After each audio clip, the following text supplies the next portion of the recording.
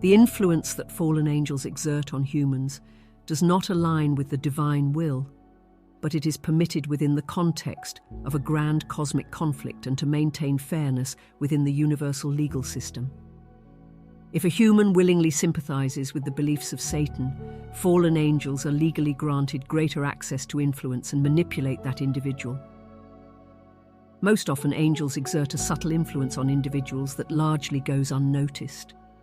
These interdimensional frequencies and sound waves employed for communication are incredibly delicate, easily mistaken for mere intrusive thoughts. Frequently, humans dismiss both the messages of benevolent and malevolent angels due to their faint voices. This seemingly muted presence is intentionally orchestrated by the celestial courts. These courts establish a strict threshold for sound decimals that angels, whether holy or wicked, cannot surpass, unless explicitly welcomed by the human recipient. The celestial courts meticulously assess each situation, determining whether an angel may legally communicate at a higher decimal level. The more a human aligns with the intentions of either good or evil angels, the greater the likelihood of receiving comprehensible and audible messages. This safeguard is crucial, as without it, fallen angels might inundate interdimensional radio waves, inundating our minds with chaotic and disruptive noise. To prevent such a scenario, the celestial courts have enacted laws such as the Autonomy Protection Pact and the Psychic Intrusion Injunction. These laws safeguard human autonomy by restricting the psychic influence of interdimensional beings. Among celestial entities, these regulations are often referred to as the Angel's Whisper Rule. This is why, despite their best efforts, evil entities may lead their human subjects toward wrongdoing without the subjects necessarily heeding their guidance all the time. For instance, Pharaoh may not have heeded Satan's counsel to stand down when pursuing the Israelites at the Red Sea's edge, owing to his stubbornness and anger.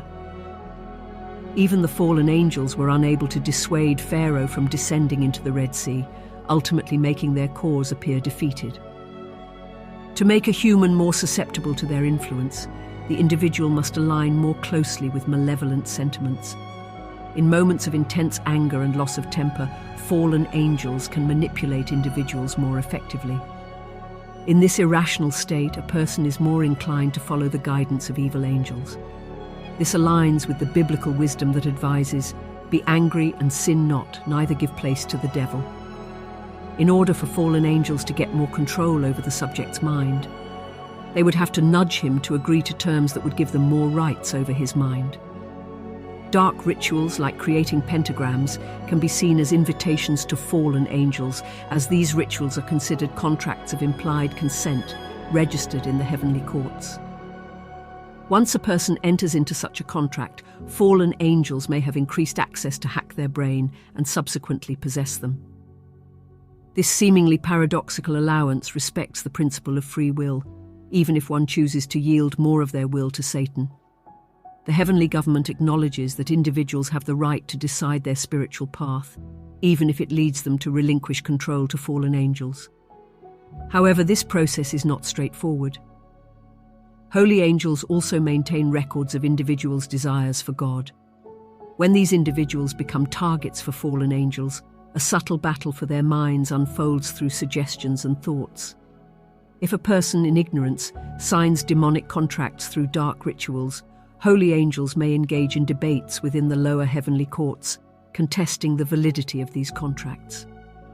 They might argue that the human subject did not genuinely imply consent due to a high level of ignorance. This is why not every individual practicing these dark contractual rituals becomes possessed by a demon.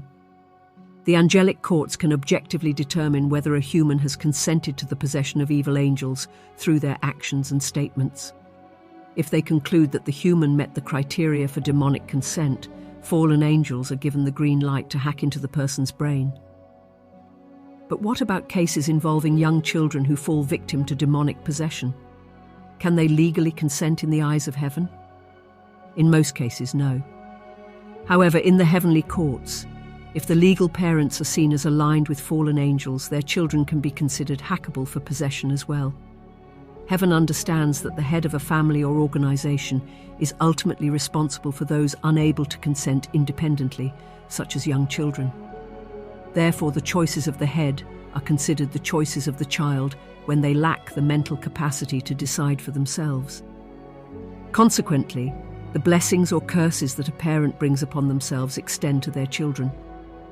While angelic courts may prefer a different outcome, they recognize the importance of maintaining strict neutrality when judging the rights of holy and fallen angels. Both are treated as if they possess equal rights, resulting in rare cases where children become victims of demonic possession. In conclusion, the intricate interplay between angels, both holy and fallen, and their influence on human beings is a complex and profound facet of the cosmic tapestry. It transcends our conventional understanding of good and evil, technology and spirituality, and the boundaries between dimensions. In this eternal struggle for hearts and minds, the heavenly courts maintain a delicate balance. They uphold the sacred principle of free will, even when individuals, knowingly or unknowingly, tread dangerous paths that may lead them into the clutches of fallen angels. The legal intricacies of this celestial battle underscore the profound importance of human choice and responsibility. Ultimately, it is a testament to the depth of our spiritual journey and the significance of the choices we make. Whether we embrace the light or yield to the darkness, God allows us the freedom to navigate our own destiny. In this intricate dance of angels and humans, the power of choice remains our most profound gift, guiding us along the paths we have chosen and ultimately determining the destinies we create for ourselves.